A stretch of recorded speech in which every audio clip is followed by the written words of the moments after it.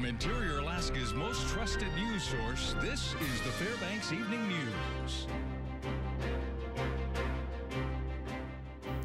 Good evening and thanks for joining us. As we first reported yesterday, the State House has passed legislation meant to help bring gas to parts of Interior Alaska. SB 23 was voted on and passed by unanimous vote late Thursday afternoon, but first came final words and thoughts by legislators around the state.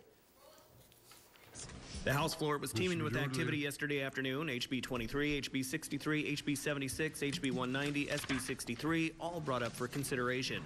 The elephant in the room, of course, HB 23, the liquid natural gas project financing legislation. In anticipation, House Speaker Mike Chenault set the floor at ease until well past 5 p.m.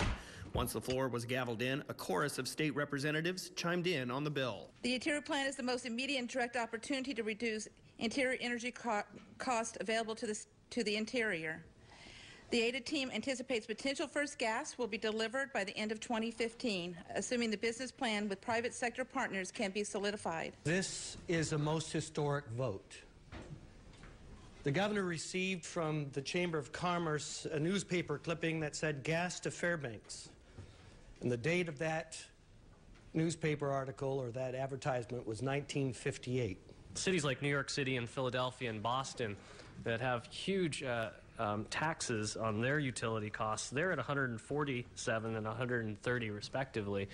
And then when you come to Fairbanks, the second largest city in the state, once again, we're talking about utilities that are 240% over norm. Interior legislators were joined by their colleagues from throughout the state. Maybe in the future we'll have an opportunity to provide the same from the same place to the Yukon River and beyond, and up north into some of the coastal villages. A bit of a bittersweet moment for me. I'm very happy to support the legislation, but on the other hand, I know that I've got constituents out there who are going to read about the bill or have been reading about it and who are watching at this moment, wondering why they too aren't part of a bigger package. The final vote of 38 yeas, 0 nays, 1 excused and 1 absent came after an initial vote of 37 yeas. Before Governor Sean Parnell can sign the legislation, the state Senate must decide whether to agree to changes made to SB 23 while on the House side. After a 6.5-hour meeting that went past midnight, the Fairbanks North Star Borough Assembly voted to keep its minimum 2013-2014 contribution to school funding at $47 million. A crowd was at the borough chambers. Many were there to address the assembly on the issue. Those speaking included teachers, parents, and students. 2 minimum funding resolutions were presented with a $20 million funding difference between the proposals, with Assembly members Natalie Howard and Lance Roberts proposing $26.9 million, the absolute minimum allowed under state law. It was the lower amount from Howard and Roberts that drew the harshest criticism from most of those who attended last night's meeting. But reached for comment, Roberts says the proposal, quote, was a good starting point. What was not put forth, and nobody explained in like the Newsminer article today or in the emails that have been going around, is that this has nothing to do with the amount of money the school district is going to get. This resolution sets a minimum, and in the past they set it for $1. And the schools still got all their money. This is not about what we're going to fund the schools at. It's a symbolic token. In fact, we wanted to set it at $1, but the attorney said, no, you should at least set it at the minimum. But the bottom line is that this borough has always shown that public education is important, and that putting forth resolutions that will dramatically decrease our funding at a time when we need to actually increase our funding really is detrimental. Assembly members voted 6-3 on the resolutions, with Roberts, Howard, and Michael Duke supporting the lower amount and the remaining members backing the higher total. A Senate vote is still pending on a bill aimed at advancing an in-state natural gas pipeline. The Senate Finance Committee advanced its version of House Bill 4 on Thursday. Now it contains provisions that supporters say the Alaska Gasline Development Corporation needs to get projected plan. At that point, officials can gauge whether there is sufficient interest for a plan to advance. The House Finance Committee has released a revised version of the proposed oil tax overhaul. The bill remains a work in progress with just days left in the legislative session. Now, it proposes a 35% base tax rate and a $5 per barrel credit for oil produced. The credit would apply to what would be considered new oil and production that also would qualify for a 20% tax break known as a gross revenue exclusion. Certain units comprised exclusively of leases with higher royalty rates could get a 30% break. The vast majority of Alaska legacy fields would be expected to be subject to a 35% base rate and a per barrel allowance on a sliding scale, higher at lower prices, non-existent at higher prices, around $160. So it seems pretty nice out for a Friday. Yeah, really nice. Yes, I think Mike has a lot of weather to tell us about good stuff. Mike, tell us good stuff. You guys are right. It was beautiful today. Lots of sunshine. Temperatures not quite as warm as we'd like to see, but the warming trend is on the horizon. We'll tell you more about that later on. Speaking of temperatures around the interior right now, pretty consistent. As you see, 18 degrees at Delta Junction, 21 Allison Air Force Base, 18 at Fort Wainwright, Fairbanks, 19 at North Pole. And out to the east, or I should say the west, 22 degrees at Nenana and 20 degrees in Denali Park. And like I said, warmer temperatures are on the way after we get past Sunday. And in the lower 48, it looks like more cold and more snow to talk about. We'll tell you about all the weather later on. Daryl, Stephanie? Very well. Thank you, Mike. Now, when we come back, it's time is ticking to get those taxes done. And a very special birthday celebration is held on Fort Wainwright. Stay with us. Welcome back to the Fairbanks Evening News. Now, Monday is tax day when federal income taxes are due to be paid to the federal government. In this economy, many Americans live paycheck to paycheck, and if any unexpected expenses come along, it causes serious financial problems. If you can't pay your taxes on time, there are some options, like extensions or paying it out, although there will probably be extra fees.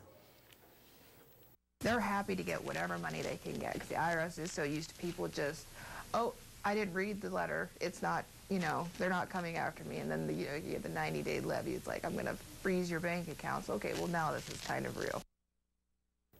Mining starts with exploration to find if what you are looking for is actually available in the area. In modern mining, it can be a lengthy process to determine how the minerals will be extracted in an environmentally safe manner. A local expert on mining says the future of the industry in Alaska looks good, but that it won't come free. Even though we have an abundance of resources, he says we have to have the trained people to do the job. Staffing a large mine is difficult in and of itself. Finding mineral processors is such a difficult job for every location. In Alaska, then you have the Alaska factor that is incredibly difficult. So, yeah, to me, I'm really excited about what we have. I'm really scared about what we need to do for us to take advantage of the mineral resources. Celebrations were held on Fort Wainwright this afternoon for a very special birthday. United States Aviation became the 15th branch of the Army on this day 30 years ago. All of U.S. Army Alaska Aviation Task Force was there to listen to the speakers and to celebrate the day it became a branch. Guest speaker and retired Colonel Dean Owen took the aviators and key members of aviation through the history of flight, through the World Wars to Vietnam to the Iraq and Afghanistan War. He spoke of transformation that aviation has undergone in the last 30 years and that aviation has become a staple branch to the military since this day and before it. My whole career has been as aviation as part of the branch. What was interesting from the guest speaker today, what he was talking about is the times before then and how it took 41 years for us to become a branch within the Army. I can remember back when the helicopter started, because I am that old. And so we figured it out, and progressively they realized how valuable it was, the possibilities of it, and then it progressed up. And then you get these engineers and these companies, they figure out good angle and build good machinery. If you're looking for something the whole family can do for fun tomorrow, head on up to the Reichert Building up at UAF. The 20th Annual Science Potpourri will be offering families an opportunity to be a scientist for the day with a variety of experiments, displays, and hands-on activities. Now, the event is free and open to the public from noon until 3 p.m. Additionally, scientists from numerous departments will be there to answer questions and present a variety of demonstrations. And they just bring fun activities, things that are interesting for kids to either hands-on demos to kind of show the principles of science, or they have like pieces of equipment, scientific equipment that you can kind of play with. And it's just a really fun event, lots of energy, lots of smiles and laughter, and kids get to learn all kinds of new things. There's a new face. Yeah. Hi, y'all. How y'all doing? Isn't it new? Well, Daryl's here, which begs the question, where's Mr. Cook? Mr. Cook is frolicking down at Summit. It's Arctic Man, having a good time. First time These there. old bones can't take all that cold and all this. Lots going on here closer to home as well. Ice Dogs beat Beethoven, and the MLK tournament over at Lathrop High School among them. Come on back, we'll talk about it. Sports is coming up next.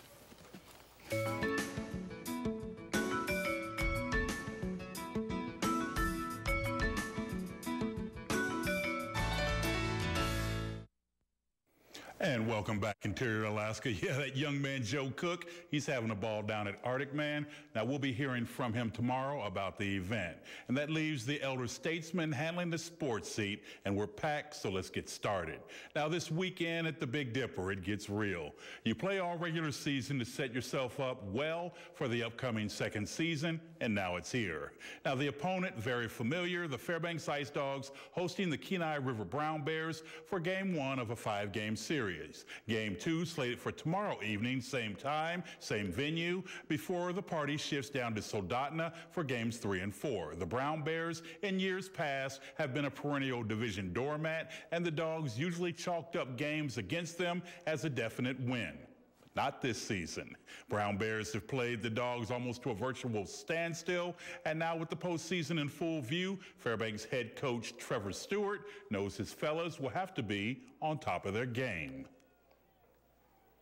It's a new season, and it's playoff hockey. Mistakes are magnified, and they need to be quickly forgotten about as well. So our focus has just been on what we need to do in terms of fine-tuning our game to be successful. The thing the coach always talks about is the neutral zone. Like, with us, games are lost and won in the neutral zone, and I feel that if we take care of the puck, then we should be in a good spot.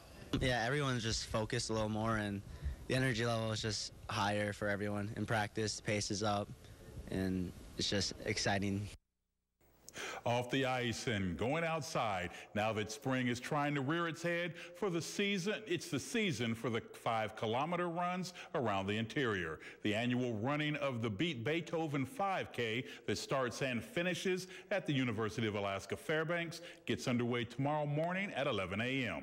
The object of Beat Beethoven is to tour the course through the UAF campus before Beethoven's Fifth Symphony comes to an end, about 31 minutes in length.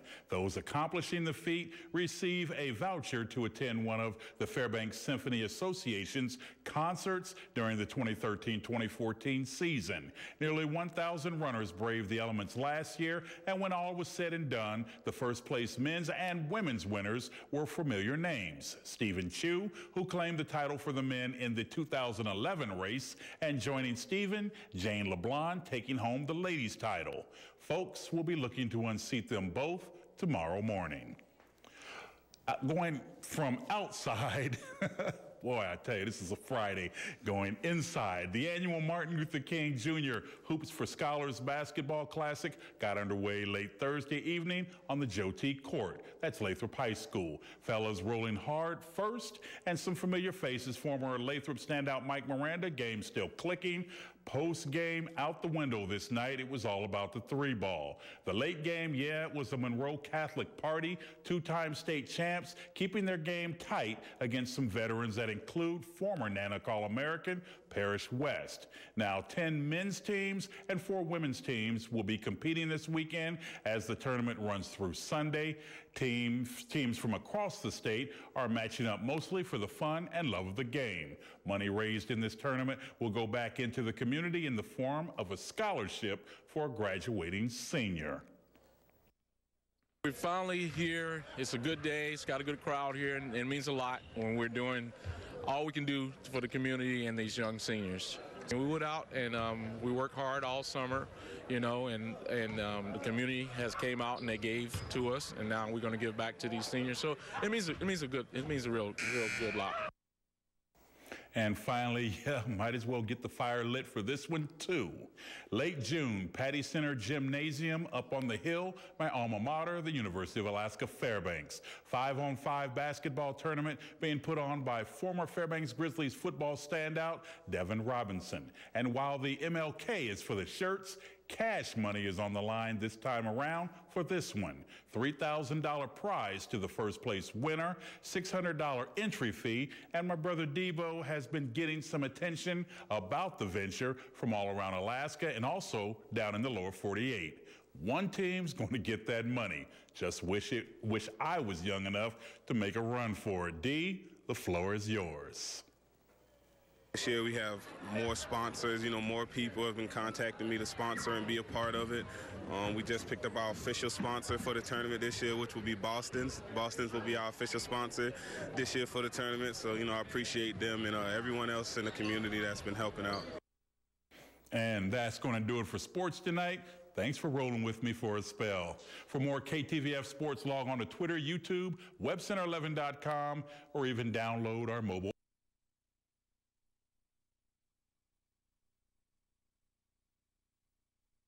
weather forecast coming up next. We'll see you. Hello, everyone. Welcome back in the Fbx Evening News. Mike Schultz with you once again for a look at weather. Normally, we start with our photograph, but tonight we're going to change the photograph and give you an idea of what's happening as far as the aurora is concerned. Yesterday was a pretty big event on the sun, which should give us a good chance to see some auroras tonight and tomorrow. In fact, a 5 is a pretty high rating, and that's what we're looking at, to covering a large portion of Alaska. So keep an eye out tonight for those auroras. What's going on at the airport right now? 19 degrees. That's our high for the day. The low last night, 19 below. So 38-degree difference there. 63 in 1921, what a day that was. 32 below in 1911. Sunrise and sunset works out to 14 hours and 54 minutes of daylight, a gain of 7 minutes from yesterday. And our satellite picture is not showing a whole lot going on because high pressure is moving in from the west to the east. It's going to clear the skies out like we did today, as you can see, looking at very nice weather. And clear skies means cooler temperatures at night, but warmer during the day. What's going on across the rest of the state right now? Well, we're looking at a cloudy to partly cloudy skies over southeast Alaska, a few snow showers around the Cold Bay area, and some snow showers around Nome. Partly cloudy skies up on the north slope, and 21 degrees at Fort Yukon. Lower 48 weather, things are starting to calm down considerably with what they were yesterday. We had thunderstorms and tornadoes and winds and everything else going on. Well, it's all moved rapidly to the east. In fact, you can see it pretty good on the satellite radar. There's the frontal boundary right there, moving across the Florida Peninsula. Still some lingering snow across the Great Lakes, and off to the northwest, not too much going on. And as far as the jet stream is concerned, well, once again, it's going to be diving down from the northwest across the central plains, dividing the country in half, and then roaring back up into the Great Lakes area. More areas will be looking at warmer temperatures, but also some scattered thunderstorm activity. Back to Alaska for tomorrow. Mostly cloudy skies for Barrow, snow in Nome, and sunny skies at Fort Yukon. Here in the interior, lots of sunshine and warmer temperatures for both Fairbanks and Healy.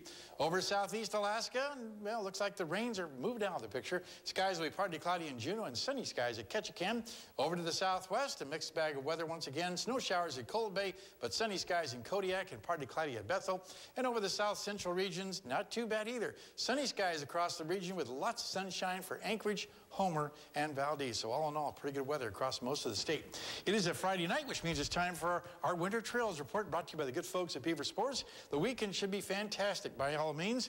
All the ski resorts will be having great slope conditions. Cross-country trails will be fast, but snow machiners, beware of lakes, ponds, and also the potential for avalanche dangers. So keep that in mind. Okay, here's your forecast for tonight. 10 below the overnight low, clear skies, and like we said before, a pretty good chance of seeing some auroras. Every time we say that, they never pop up, but hopefully they'll materialize this time. Tomorrow's forecast, beautiful Saturday, 25 degrees for all your outdoor activities, lots of sun and warmer. And the extended forecast looks even better as you see temperatures continuing to rise and no precipitation in the forecast. 40 degrees by Wednesday and Thursday. Also overnight lows, all of them about above zero. In fact, rising to 10 to 12 degrees above zero.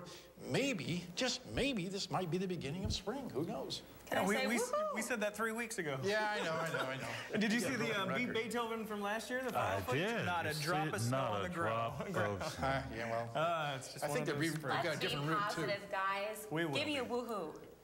That'll wrap up this edition of the Fbx Evening News. As always, we are glad you could join us. Okay, it's that time again for Watch and Win with Woodard, you guys. Tonight's piece of jewelry is this necklace, a tubular peyote stitch with Swarovski crystals.